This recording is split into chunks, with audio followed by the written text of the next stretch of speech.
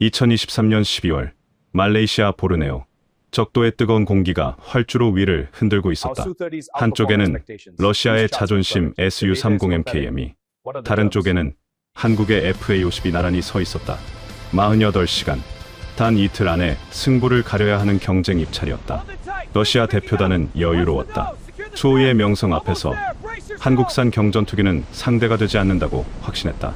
하지만 48시간 후 크렘린에서 긴급 항해 문서가 작성되었다. 보르네오 상공에서 도대체 무슨 일이 벌어진 것일까? 자랑스러운 대한민국의 기록, 계속 만나보고 싶으시다면 구독과 좋아요 눌러주시고 댓글에 대한민국 만세로 응원해주세요. 국방연대기 시작합니다. 2023년 12월 14일 오전 9시 말레이시아 보르네오 섬 라부안 공군기지. 활주로 끝에서 두 대의 전투기가 마주 보고 있었다. 한쪽은 러시아제 Su-30MKM, 다른 쪽은 한국산 FA-50. 적도의 햇빛이 기체 표면을 태우듯 내리쬐고 있었다. 공군기지 관제탑 옆 경납고에는 말레이시아 공군 참모총장 압둘 아지즈 대장을 포함한 고위 장성 12명이 자리를 잡았다. 그들 뒤로 러시아 국방수출공사 로소보론엑스포르트 대표단 8명과 한국항공우주산업 관계자 6명이 긴장된 표정으로 서 있었다. 48시간, 단 이틀 안에 말레이시아 공군 차기 전투기 18대 납품 계약의 승자가 결정되는 순간이었다. 계약 규모는 11억 달러, 한화로 약 1조 4천억 원에 달했다. 러시아 측 수석 대표 이고르 페트로프는 여유로운 미소를 지으며 말레이시아 장성들과 악수를 나눴다. Su-30은 이미 말레이시아 공군이 운용 중인 기종이었다. 정비 인프라도 조종사 훈련 체계도 모두 갖춰져 있었다. 반면 한국 측 수석 대표 김태훈 상무는 긴장을 감추지 못했다. FA-50은 경전투기 카테고리였다. Su-30과 비교하면 크기도, 무장도, 명성도 모두 밀렸다. 하지만 가격 경쟁력과 운용 효율성에서는 우위를 점할 수 있다는 계산이었다. 오전 9시 30분, 첫 번째 시험 과목이 발표되었다. 고고도 기동시험. Su-30 조종석에는 러시아 공군 출신 시험 조종사 드미트리 소콜로프 중령이 탑승했다. FA-50에는 대한민국 공군 출신 시험 조종사 박준혁 중령이 올라탔다. 두 조종사는 서로를 쳐다보지도 않았다. 경납고 안대형 스크린에는 양측 전투기의 실시간 고도, 속도, 기동각이 표시되기 시작했다. 러시아 측 기술 고문 세르게이 이바노프 대령이 팔짱을 낀 채 화면을 바라봤다. 그의 얼굴에는 자신감이 가득했다. Su-30의 추력 대 중량 비율은 FA-50을 압도했다. 상승률, 최고 속도, 기동 반경 모든 면에서 우위였다. 오전 9시 45분, 관제탑에서 이륙 신호가 떨어졌다. Su-30이 먼저 활주로를 박차고 솟아올랐다. 엔진 굉음이 경납고 유리창을 흔들었다. 이어서 FA-50이 뒤를 따랐다. 두 기체는 빠르게 고도를 높이며 보르네오 상공으로 사라졌다. 경납고 안 말레이시아 장성들은 팔짱을 낀 채 스크린을 응시했다. 고도 8,000m. Su-30이 급상승, 기동을 시작했다. 기술을 하늘로 치켜세우며 수직으로 솟는 코브라 기동이었다. 스크린 속 Su-30의 고도계가 무섭게 올라갔다. 1만 미터, 1만 2천 미터, 1만 5천 미터. 러시아 측 관찰단이 만족스러운 표정으로 고개를 끄덕였다. 반면 FA-50은 상대적으로 느린 속도로 고도를 높이고 있었다. 경전투기의 한계였다. 엔진, 출력에서 차이가 났다. 한국 측 김태훈 상무는 입술을 깨물었다. 시작부터 밀리는 분위기였다.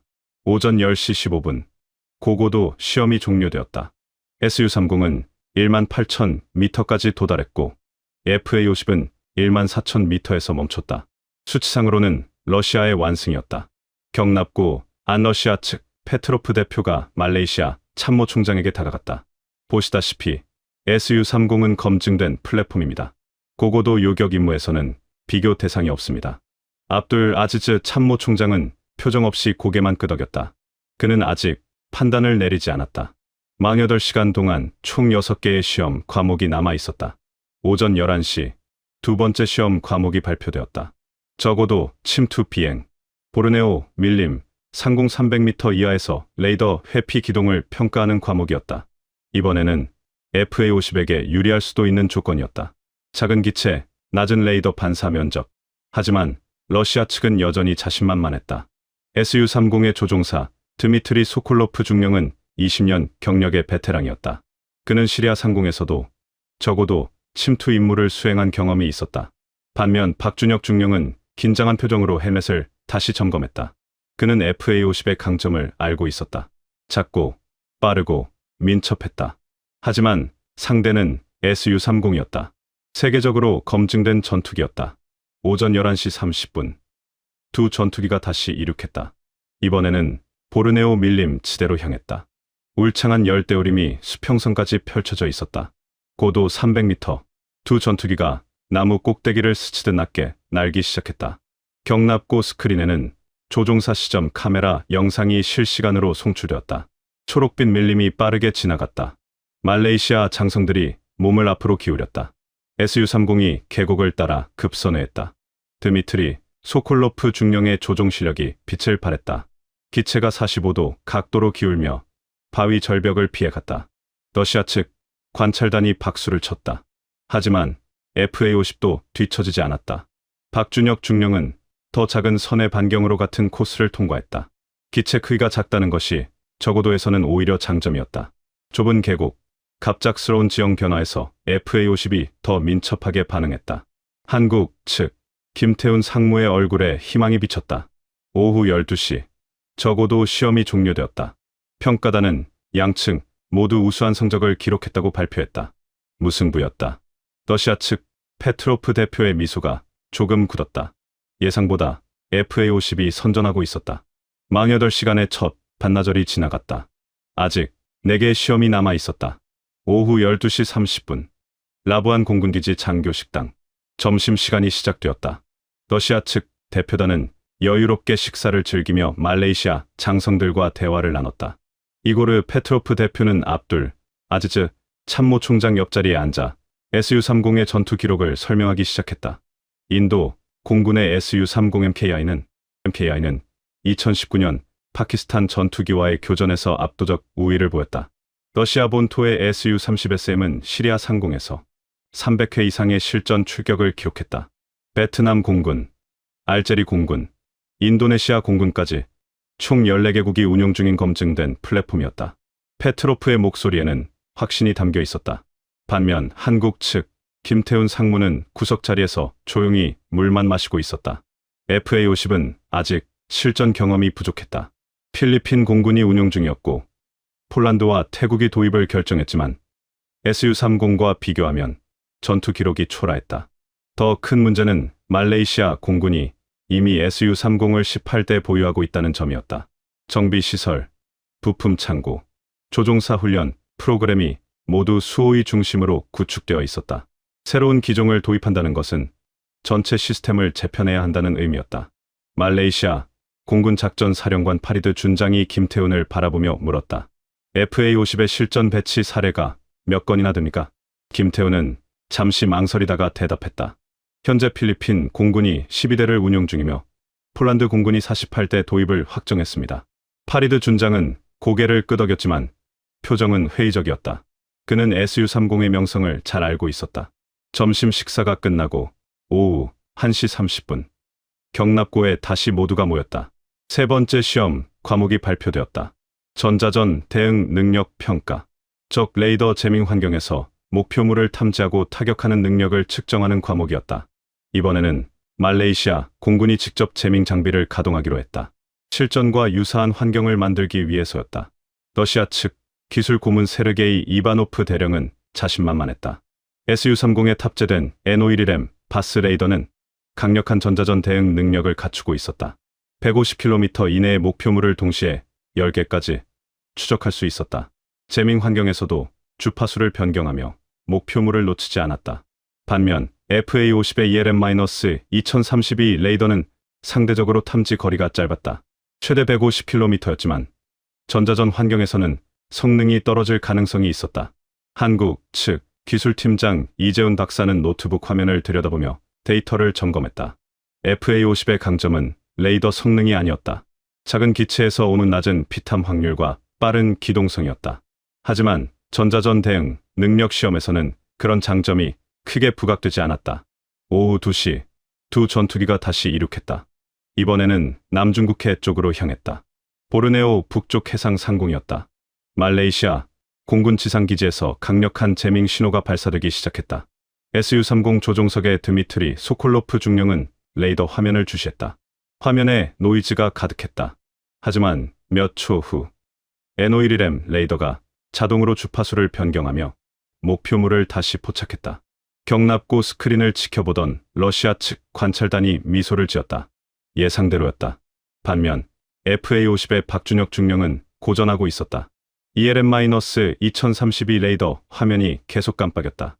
재밍 신호가 강했다. 그는 수동 모드로 전환하며 목표물을 찾기 시작했다.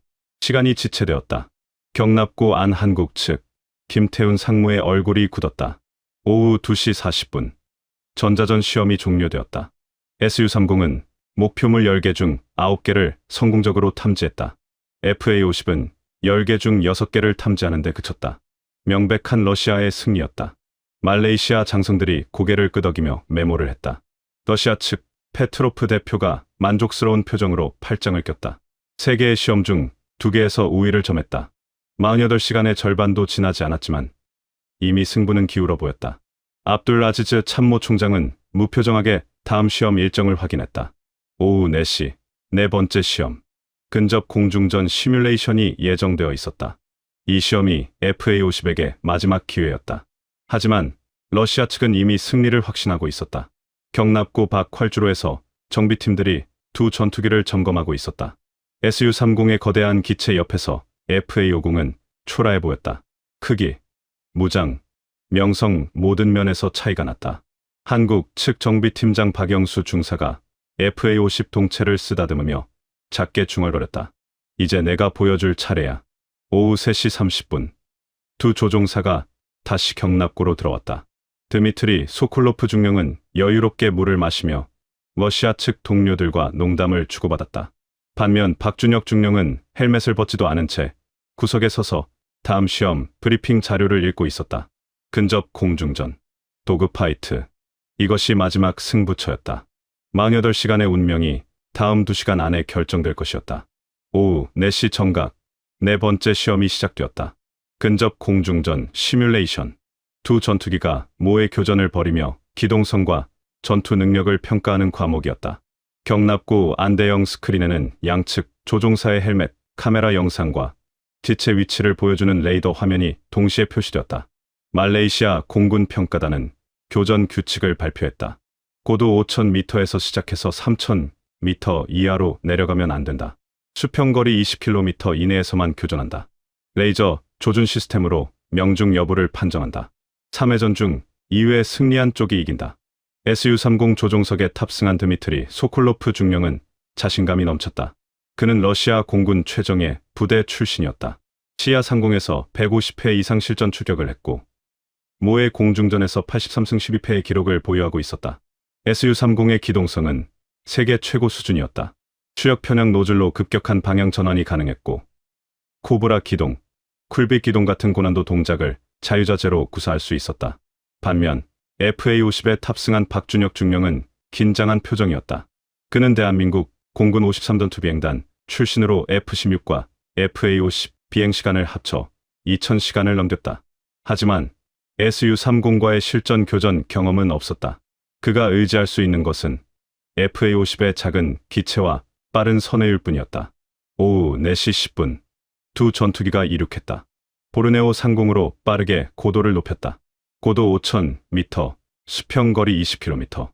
두 기체가 서로 마주 보는 위치에 자리를 잡았다. 경납고 안 모든 사람이 숨을 죽이고 스크린을 바라봤다. 관제탑에서 교전 개시 신호가 떨어졌다. 1회전 시작. SU-30이 먼저 움직였다. 드미트리 소콜로프 중령은 전투기를 급상승시키며 고도를 높였다. 에너지 우위를 점하는 전술이었다. 높은 고도에서 내려찍는 공격이 유리했다. SU-30의 강력한 엔진은 순식간에 고도 7,000m까지 치솟았다. 경납고 스크린 속 러시아 측 관찰단이 고개를 끄덕였다. 정석적인 전술이었다. FA-50은 고도를 높이지 않았다. 박준혁 중령은 5,000m를 유지하며 수평 기동을 시작했다. 작은 기체를 이용한 회피 기동이었다. SU-30이 급강하를 시작했다. 드미트리 중령은 레이저 조준기를 FA-50에 맞추며 하강했다. 속도가 빠르게 올라갔다. 마하 1.2, 1.3, 1.4. 거대한 기체가 화살처럼 내려꽂혔다. 하지만 FA-50은 예상 위치에 없었다. 박준혁 중령은 급선회로 SU-30의 공격 라인을 벗어났다. 작은 기체가 45도 각도로 기울며 방향을 바꿨다. SU-30은 관성 때문에 그대로 하강했다. 드미트리 중령이 재빨리 기술을 들어 올렸다. 추력 편향 노즐이 작동하며 SU-30이 급격하게 방향을 틀었다. 일반 전투기로는 불가능한 기동이었다. 경납고 안러시아 측이 박수를 쳤다. SU-30이 다시 FA-50을 추격하기 시작했다. 두 전투기가 보르네오 상공에서 나선형으로 선회하며 격렬하게 움직였다. 박준혁 중령은 계속 회피 기동만 했다. SU-30의 정면 대결을 피하며 살아남는 것이 목표였다. 하지만 드미트리 중령은 경험이 풍부했다. 그는 FA-50의 패턴을 읽기 시작했다. 작은 기체는 빠르지만 에너지가 부족했다. 계속 선회하면 속도가 떨어질 수밖에 없었다. 드미트리 중령은 FA-50을 몰아붙이며 선회 반경을 좁혔다. SU-30의 거대한 기체가 FA-50 뒤쪽 6시 방향의 자리를 잡았다. 레이저 조준기가 FA-50을 포착했다. 경고음이 울렸다. 경납고 스크린에 명중 표시가 떴다. 1회전 종료. SU-30의 승리. 러시아 측 대표단이 환호했다. 이고르 페트로프 대표는 만족스러운 표정으로 말레이시아 장성들을 바라봤다. 압둘 아지즈 참모총장은 무표정하게 메모만 했다. 한국 측 김태훈 상무는 입술을 깨물었다. 예상했던 결과였지만 실제로 보니 더 절망적이었다. 오후 4시 35분 2회전 준비가 시작되었다. 두 조종사는 다시 출발 위치로 돌아갔다. 이번에는 박준혁 중령이 전술을 바꿔야 했다. 계속 회피만 하면 질 수밖에 없었다. 그는 교신으로 한국 측 기술팀에 물었다. 근접 선회전으로 가도 되겠습니까?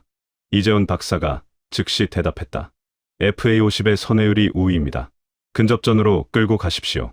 박준혁 중령은 고개를 끄덕였다. 2회전 시작 신호가 떨어졌다. 이번에는 FA-50이 먼저 움직였다. 고도를 높이지 않고 SU-30을 향해 직진했다. 정면 대결이었다. 경납고 안 모든 사람이 긴장했다. 드미트리 중령은 예상하지 못한 전술에 당황했다. 경전투기가 SU-30에게 정면으로 덤비다니. 하지만 그는 곧 냉정을 되찾았다. 정면 대결이라면 SU-30이 유리했다. 그는 레이저 조준기를 FA-50에 맞추며 전진했다. 두 전투기가 정면으로 돌진했다. 상대 거리가 빠르게 줄어들었다. 10km, 8km, 5km. 충돌 직전 순간 두 전투기가 동시에 방향을 틀었다. 서로 스쳐 지나갔다. 이제 근접 선회전이 시작되었다. 두 기체가 작은 원을 그리며 서로의 꼬리를 물려고 했다. 회전 반경이 점점 줄어들었다. FA-50의 작은 기체가 빛을 발하기 시작했다. 선회율에서 우위를 보였다. SU-30보다 더 작은 원을 그렸다. 드미트리 중령의 얼굴에 당황한 표정이 스쳤다. 예상보다 FA-50이 빨랐다. 하지만 그는 추력 편향 노즐을 최대로 가동하며 억지로 선회 반경을 줄였다. 엔진이 비명을 질렀다. 기체가 극한까지 몰렸다. 두 전투기가 계속 원을 그리며 격렬하게 맞붙었다. 누가 먼저 상대 뒤쪽에 자리를 잡느냐의 싸움이었다. 30초, 1분, 1분 30초. 시간이 지날수록 FA-50이 조금씩 유리한 위치로 이동했다. 박준혁 중령이 조종관을 힘껏 당겼다. FA-50이 SU-30의 7시 방향으로 파고들었다. 조금만 더. 하지만 드미트리 중령도 만만치 않았다. 그는 급격하게 고도를 낮추며 FA-50의 추격을 벗어났다.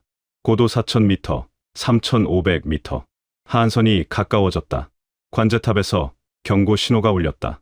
고도 3,000m 이하 금지. 두 전투기가 동시에 상승했다. 2회전 시간 종료. 무승부 판정이 내려졌다. 경납고 안이 조용해졌다. 러시아 측의 여유가 사라졌다. 오후 5시 10분. 3회전 준비가 시작되었다. 1승 1무. 이제 마지막 승부만 남았다. 하지만 하늘이 급격하게 어두워지기 시작했다. 보르네오 상공에 먹구름이 몰려왔다. 열대 지방 특유의 급격한 기상 변화였다. 기상대에서 긴급 보고가 들어왔다. 남중국해 쪽에서 강력한 스콜이 접근하고 있었다. 시속 80km 속도로 라부안 기지를 향해 이동 중이었다. 30분 이내 도달 예상. 경납고 안 말레이시아 공군 기상장교 하산 대위가 압둘 아지즈 참모총장에게 달아갔다. 참모 총장님, 3회전 연기를 건의합니다. 기상 상황이 급격히 악화되고 있습니다. 압둘 아지즈 참모 총장은 창밖을 바라봤다. 먹구름이 수평선을 뒤덮고 있었다. 바람이 강해지기 시작했다. 활주로 위 깃발이 세차게 펄럭였다. 러시아 측 이고르 페트로프 대표가 즉시 항의했다. 참모 총장님, 현재 1승 1무 상황입니다. 지금 중단하면 내일 다시 해야 합니다. 48시간 일정이 무너집니다. 페트로프의 목소리에는 조급함이 묻어났다. 그는 오늘 안에 승부를 끝내고 싶었다. 현재까지 SU-30이 우세했다. 시간을 끌수록 변수가 생길 수 있었다. 한국 측 김태훈 상무는 조용히 상황을 지켜봤다. 기상 악화는 양측 모두에게 불리했다. 하지만 연기되면 내일 아침 다시 기회가 생겼다. 박준혁 중령에게 전술을 재정비할 시간이 주어졌다. 압둘 아지즈 참모 총장은 잠시 고민하다가 결정을 내렸다. 3회전은 예정대로 진행합니다. 단, 안전 고도를 4,000m로 상향 조정합니다. 러시아 측이 안도의 한숨을 쉬었다. 오후 5시 30분, 두 조종사가 다시 출격 준비를 했다. 하지만 활주로 위로 빗방울이 떨어지기 시작했다. 처음에는 몇 방울이었지만 순식간에 폭우로 변했다. 열대의 스콜이었다. 시야가 급격하게 나빠졌다. 관제탑에서 비상 연락이 왔다. 레이더에 강한 네오 구름이 포착되었다. 보르네오 북서쪽 상공 전체가 내전지대로 바뀌고 있었다. 기상장교 하산 대위가 다시 보고했다. 참모 총장님, 출격 불가 상황입니다. 낙뢰 위험이 심각합니다. 이번에는 압둘 아지즈 참모 총장도 고개를 끄덕였다. 안전이 최우선이었다. 3회전은 연기되었다. 경납고 안이 술렁거렸다. 러시아 측 대표단이 불만스러운 표정을 감추지 못했다. 드미트리 소콜로프 중령은 헬멧을 벗으며 동료들에게 불평했다. 한국어를 모르는 그는 러시아어로 중얼거렸지만 통역관이 그 내용을 전달하지는 않았다. 한국 측 박준혁 중령은 조용히 경납고 밖으로 나갔다. 폭우가 쏟아지는 활주로를 바라봤다. FA-50이 빗속에 젖어 있었다. 정비팀들이 방수포를 덮고 있었다. 그는 오늘 2회전에서 느낀 것이 있었다. FA-50은 근접전에서 SU-30과 맞붙을 수 있었다. 작은 기체의 장점이 분명히 존재했다. 하지만 경험 많은 러시아 조종사를 이기려면 완벽한 타이밍이 필요했다. 단 한 번의 실수도 용납되지 않았다. 오후 6시, 폭우는 더욱 거세졌다. 천둥 소리가 경납고를 흔들었다. 번개가 하늘을 가로질렀다. 말레이시아 기상대는 이 폭우가 최소 3시간은 계속될 것이라고 예보했다. 오늘 안에 3회전을 치르는 것은 불가능했다. 압둘 아지즈 참모 총장이 양측 대표단을 불러 모았다. 3회전은 내일 오전 7시에 실시합니다. 48시간 일정은 내일 저녁까지 연장됩니다. 러시아 측 페트로프 대표는 불만스러웠지만 항의할 명분이 없었다. 자연 현상이었다. 한국 측 김태훈 상무는 고개를 숙여 인사했다. 하루가 연장된 것은 나쁘지 않았다.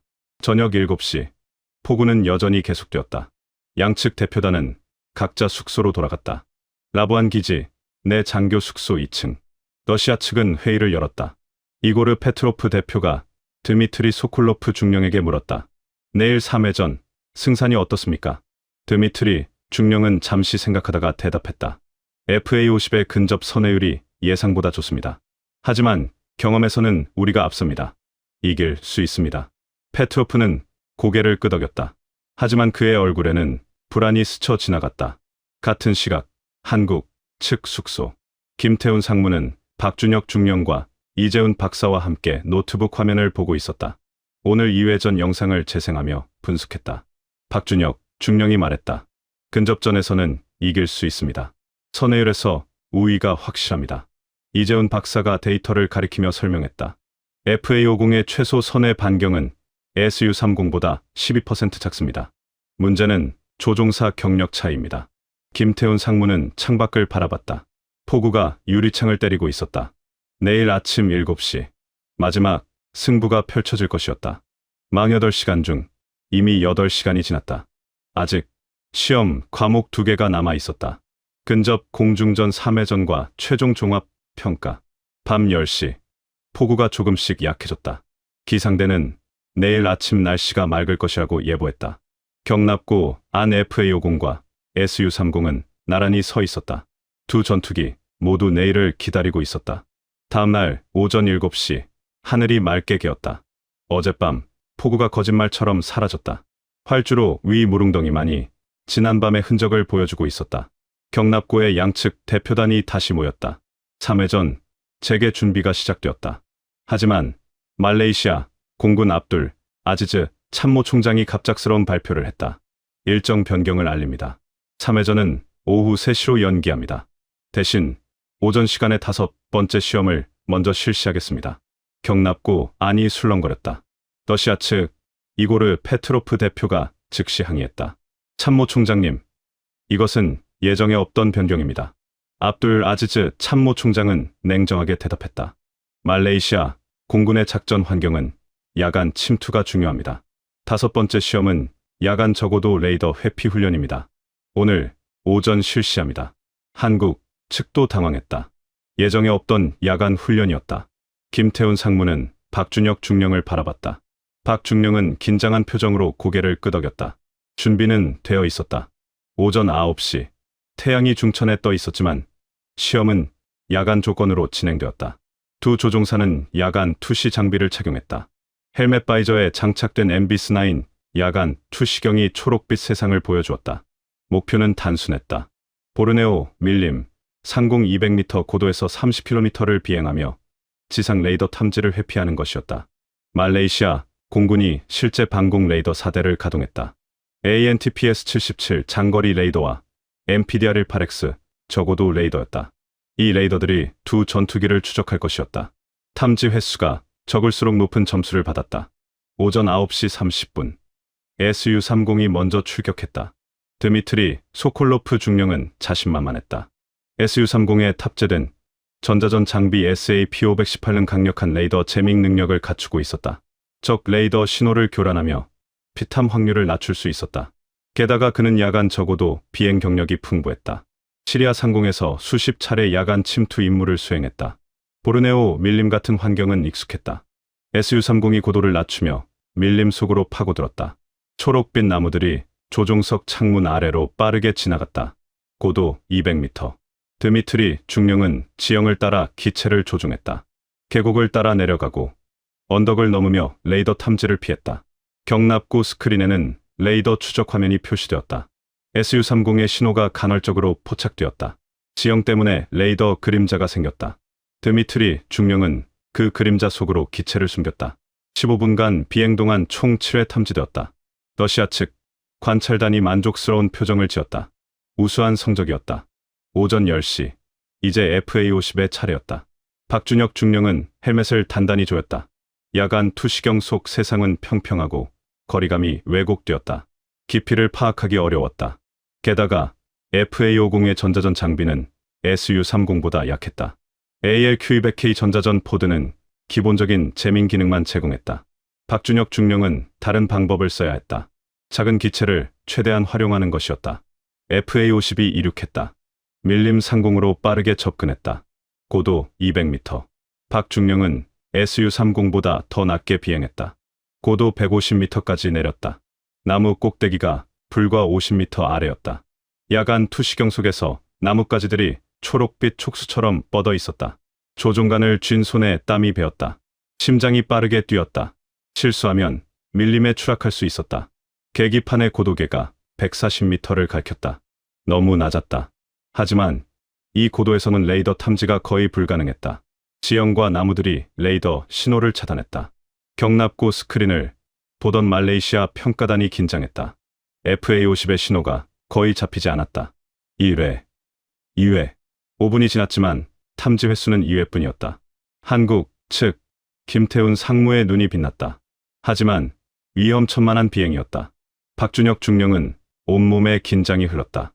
야간 투시경 속에서 갑자기 거대한 나무가 나타났다. 반사적으로 조종관을 당겼다. FA-50이 급상승했다. 고도 200m, 250m. 레이더에 포착되었다. 3회 탐지. 박중령은 재빨리 다시 고도를 낮췄다. 140m로 돌아갔다. 심장이 터질 듯 뛰었다. 헬멧 안쪽이 땀으로 젖었다. 습기가 야간 투시경 렌즈를 흐렸다. 시야가 더욱 나빠졌다. 숨소리가 거칠어졌다. 산소 마스크 안에서 자신의 숨소리만 크게 들렸다. 계곡이 나타났다. 좁은 협곡이었다. 박중령은 망설이지 않고 협곡 속으로 파고들었다. 양쪽 절벽이 불과 100m 간격이었다. 날개 끝이 바위에 닿을 듯 가까웠다. 협곡을 빠져나오자 평원이 펼쳐졌다. 목표 지점까지 5km 남았다. 박중령은 마지막 힘을 쏟아 고도 120m까지 내렸다. 엔진 소음이 밀림 동물들을 놀라게 했다. 새들이 떼 지어 날아올랐다. 야간 투시경 속에서 초록빛 새떼가 앞을 가렸다. 박중령은 눈을 질끈 감았다가 떴다. 새들이 지나갔다. 마지막 1km. 레이더 탐지 4회. 목표 지점 통과. 임무 완료. FA-50이 급상승하며 안전 고도로 올라갔다. 박준혁 중령은 헬멧을 벗으며 깊은 한숨을 내쉬었다. 온몸이 땀으로 젖어 있었다. 손이 떨렸다. 경납고로 돌아왔을 때 평가 결과가 발표되었다. SU-30 7회 탐지, FA-50 4회 탐지, FA-50의 승리였다. 러시아 측 대표단의 얼굴이 굳었다. 이고르 페트로프의 미소가 완전히 사라졌다. 하지만 그는 아직 포기하지 않았다. 오후 3시 근접 공중전 3회전이 남아 있었다. 그리고 SU-30은 아직 1승을 리드하고 있었다. 오후 3시 정각 근접 공중전 3회전이 시작되었다. 경납고 안 모든 사람이 긴장한 표정으로 스크린을 바라봤다. 현재 전적은 1승 1무. 이번 승부로 근접 공중전의 승자가 결정되었다. 러시아 측은 여전히 자신감을 유지하고 있었다. 드미트리 소콜로프 중령은 20년 경력의 베테랑이었다. 단 한 번의 패배 때문에 흔들릴 조종사가 아니었다. 그는 SU-30 조종석에 올라타며 러시아 측 동료들에게 엄지를 치켜세웠다. 반면 박준혁 중령은 조용히 FA-50에 탑승했다. 그는 지난 야간 훈련에서 느낀 것이 있었다.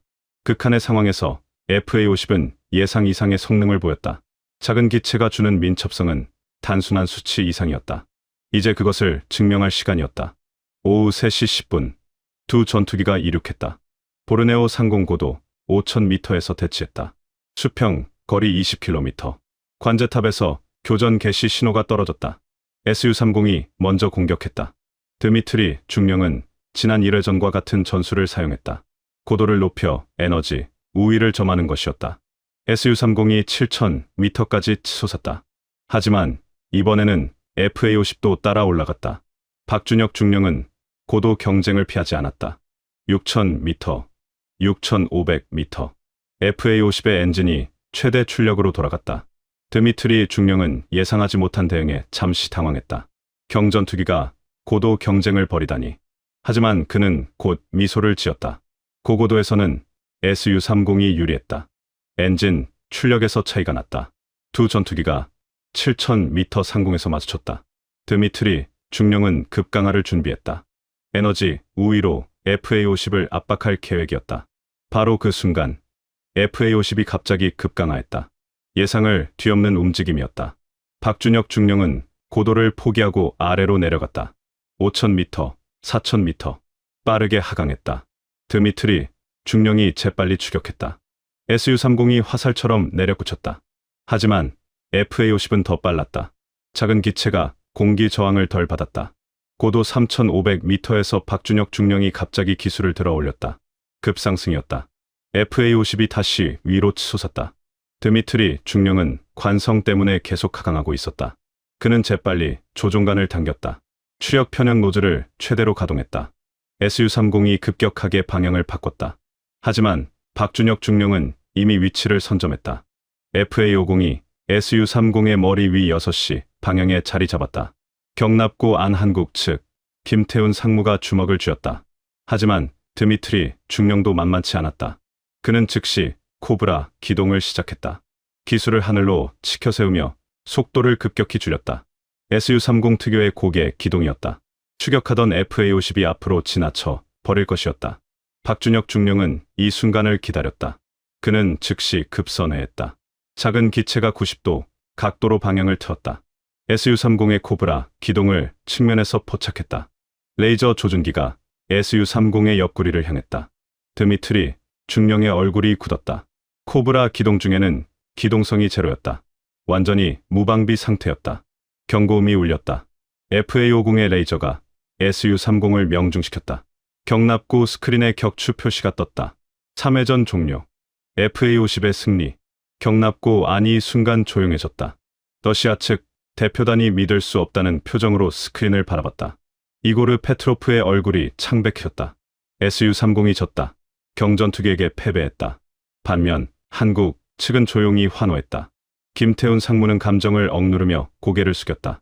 이재훈 박사는 노트북 화면을 보며 데이터를 확인했다. 말레이시아 공군 압둘 아지즈 참모총장은 무표정하게 메모를 했다. 하지만 그의 눈빛은 달라져 있었다. FA-50이 Su-30을 이길 수 있다는 것을 직접 목격했다. 오후 3시 40분 두 조종사가 착륙했다. 드미트리 소콜로프 중령은 헬멧을 벗으며 고개를 저었다. 20년 경력에서 가장 치욕스러운 패배였다. 경전투기에게 완벽하게 당했다. 그는 러시아 측 동료들을 마주 보지 못했다. 박준혁 중령은 FA-50에서 내리며 깊은 숨을 내쉬었다. 온몸에 긴장이 풀렸다. 정비팀장 박영수 중사가 달려와 악수를 청했다. 중령님, 해내셨습니다. 박준혁 중령은 피곤한 미소를 지었다. 아직 끝나지 않았습니다. 오후 4시 말레이시아 평가단이 중간 결과를 발표했다. 고고도 기동 Su-30 우세, 저고도 침투 무승부, 전자전 대응 Su-30 우세, 근접 공중전 FA-50 우세, 야간 저고도 FA-50 우세, 총 5개 시험 중 2대2 일무, 완벽한 동점이었다. 이제 마지막 시험 하나만 남았다. 내일 오전 최종 종합 평가, 실전 시뮬레이션이었다. 가상 적기를 요격하고 지상 목표를 타격하는 복합 임무였다. 이것이 48시간 경쟁의 마지막 승부처였다. 경납고 밖으로 저녁 노을이 지고 있었다. 러시아 측 대표단은 침울한 표정으로 숙소로 돌아갔다. 예상했던 압도적 우위는 사라졌다. 이제 내일 최종 시험에서 이겨야 했다. 한국 측도 긴장을 늦추지 않았다. 동점 상황이었다. 단 한 번의 실수도 용납되지 않았다. 밤 9시 라부안 기지 상공의 별이 떴다. 48시간 중 36시간이 지났다. 마지막 12시간이 남았다. 다음 날 오전 7시 마지막 시험이 시작되었다. 6번째 시험, 과목은 실전 복합 임무 시뮬레이션이었다. 가상 적기 2대를 요격하고 지상 목표 3개를 정밀 타격하는 임무였다. 제한 시간 30분. 모든 능력을 종합적으로 평가하는 과목이었다. 경납고의 말레이시아 공군 고위 장성 20명이 추가로 참석했다. 국방부 차관 아흐마드 이브라임도 자리를 함께했다. 11억 달러 계약의 최종 판단이 내려지는 순간이었다. 러시아 측 이고르 페트로프 대표는 긴장한 표정을 감추지 못했다. 어젯밤 모스크바 본사와 긴급 화상회의를 했다. 본사는 반드시 이겨야 한다고 압박했다. 동남아시아 시장에서 Su-30의 명성이 걸린 문제였다. 한국 측 김태훈 상무도 떨리는 손으로 커피를 마셨다. 지난 36시간 동안 FA-50은 예상을 뛰어넘는 성과를 보였다. 하지만 마지막 시험은 가장 어려웠다. 복합 임무는 조종사의 판단력과 기체의 종합 성능이 모두 필요했다. 오전 7시 30분 Su-30이 먼저 출격했다. 드미트리 소콜로프 중령은 각오가 달라 보였다. 어젯밤 그는 거의 잠을 자지 못했다. 경전투기에게 패배한 치욕을 씻어야 했다. Su-30이 보르네오 상공으로 솟아올랐다. 첫 번째 목표, 가상 적기 요격. 말레이시아 공군이 FA-18호넷 2대를 적기로 투입했다. 실제 전투기를 상대로 모의 교전을 벌이는 것이었다. 드미트리 중령은 레이더로 적기를 포착했다. 거리 80km. 그는 즉시 중거리 미사일 시뮬레이션을 가동했다. 2발의 가상 미사일이 발사되었다. 첫 번째 적기 격추. 두 번째 적기는 회피 기동을 시작했다. 드미트리 중령은 추격하며 근접 전투로 전환했다. 3분간의 격렬한 추격 끝에 두 번째 적기도 격추했다. 요격, 임무 완료. 경과 시간 8분. 다음은 지상 타격 임무였다. 보르네오, 밀림, 속 3개의 가상 목표가 설정되어 있었다. 드미트리 중령은 Su-30을 급강화시키며 목표물에 접근했다. 정밀, 유도 폭탄 시뮬레이션을 작동했다. 첫 번째 목표 명중, 두 번째 목표 명중, 세 번째 목표는 협곡 안쪽에 숨어 있었다. 접근 각도가 까다로웠다. 드미트리 중령은 45도 각도로 기체를 기울이며 협곡 속으로 파고들었다. 레이저 조준기가 목표를 포착했다. 세 번째 목표 명중, 전체 임무 완료. 총 소요 시간 27분 30초. 경납고로 돌아온 드미트리 중령은 만족스러운 표정이었다. 거의 완벽한 수행이었다. 러시아 측 대표단이 박수를 쳤다. 오전 8시 30분. 이제 FA-50의 차례였다. 박준혁 중령은 조용히 조종석에 올랐다. 그는 SU-30의 기록을 알고 있었다. 27분 30초. 이것을 넘어야 했다. FA-50이 이륙했다. 첫 번째 임무. 가상적기 요격. 두 대의 FA-18이 대기하고 있었다. 박준혁 중령은 레이더로 적기를 탐지했다. 거리 70km. FA-50의 레이더 탐지 거리가 SU-30보다 짧았다. 하지만 그는 더 빠르게 접근했다. 작은 기체가 속도를 높였다. 거리 50km에서 첫 번째 미사일 시뮬레이션 발사. 첫 번째 적기 격추. 두 번째 적기가 회피 기동을 시작했다. 박준혁 중령은 즉시 근접 전투로 전환했다. 작은 선의 반경을 활용했다. 2분 만에 두 번째 적기 격추. 요격. 임무 완료. 경과 시간 6분. SU-30보다 2분 빨랐다. 경납고 안한국 측이 긴장한 표정으로 스크린을 바라봤다. 다음은 지상 타격. 박준혁 중령은 FA-50을 급강화시켰다. 첫 번째 목표에 접근했다. 정밀, 유도 시뮬레이션 작동. 첫 번째 목표 명중. 두 번째 목표 명중.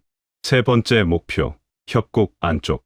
박중령은 망설이지 않고 협곡으로 진입했다. 작은 기체가 좁은 공간을 빠르게 통과했다. SU-30보다 뒤동이 수월했다. 레이저 조준. 세 번째 목표 명중. 전체 임무 완료. 총 소요 시간 24분 10초. SU-30보다 3분 20초 빨랐다. 경납고 안이 조용해졌다. 말레이시아 평가단이 데이터를 확인했다. 압둘 아지즈 참모총장은 메모를 멈추고 스크린을 응시했다. FA-50이 모든 면에서 효율적이었다. 빠른 요격, 정확한 타격, 짧은 임무 시간. 러시아 측 페트로프 대표의 얼굴이 창백해졌다. 오전 9시 30분. 최종 평가 결과가 발표되었다. 말레이시아 공군 평가단장 파리드 준장이 마이크 앞에 섰다. 48시간 경쟁 평가 결과를 발표합니다.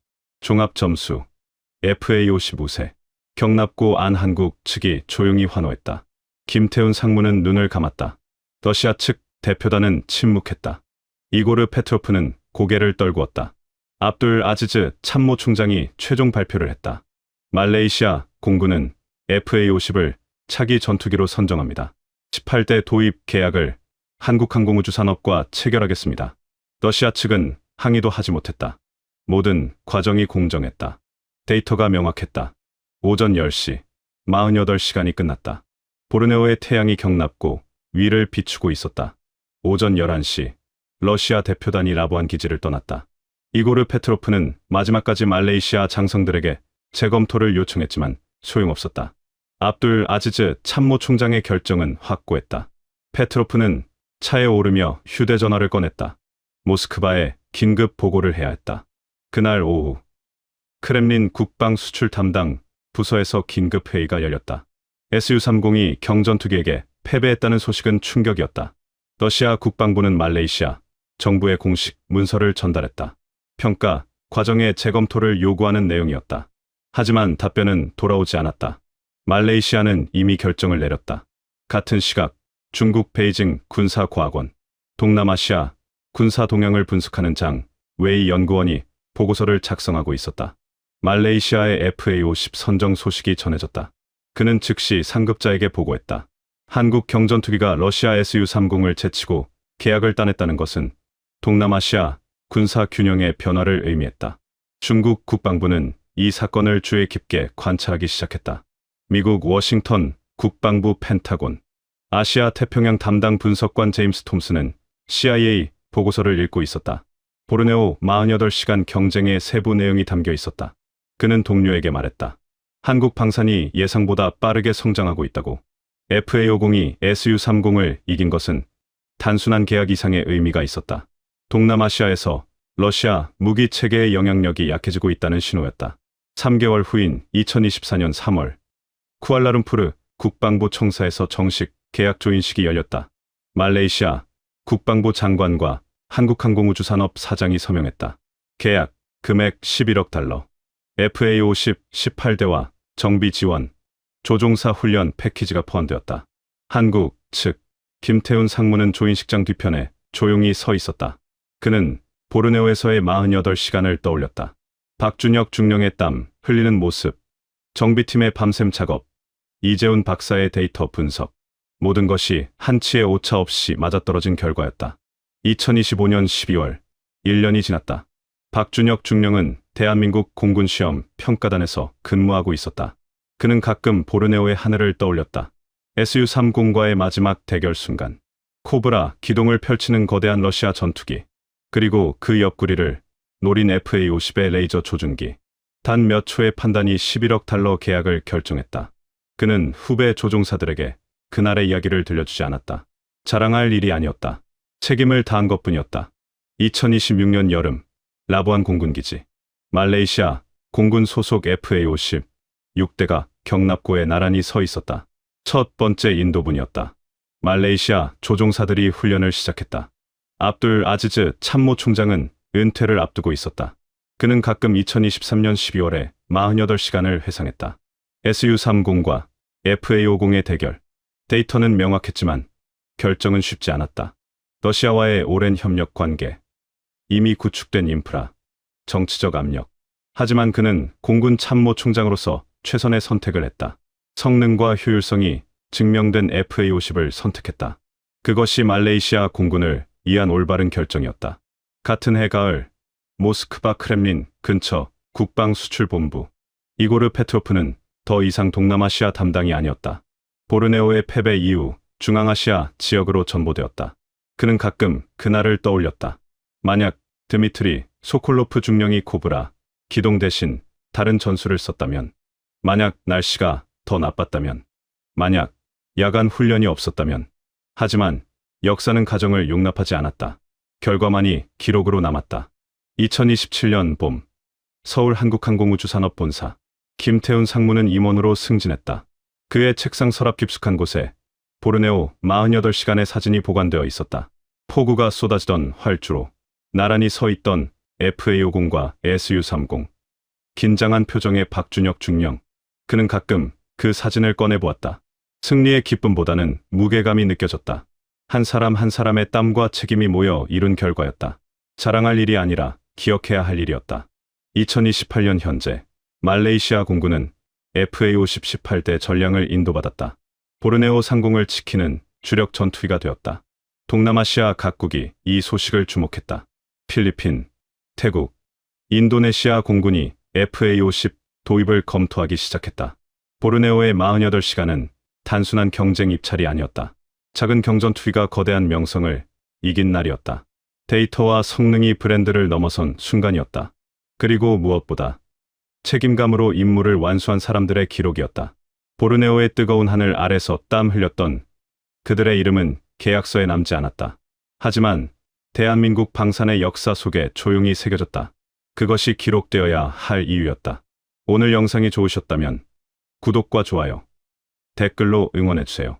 끝까지 시청해주셔서 감사합니다.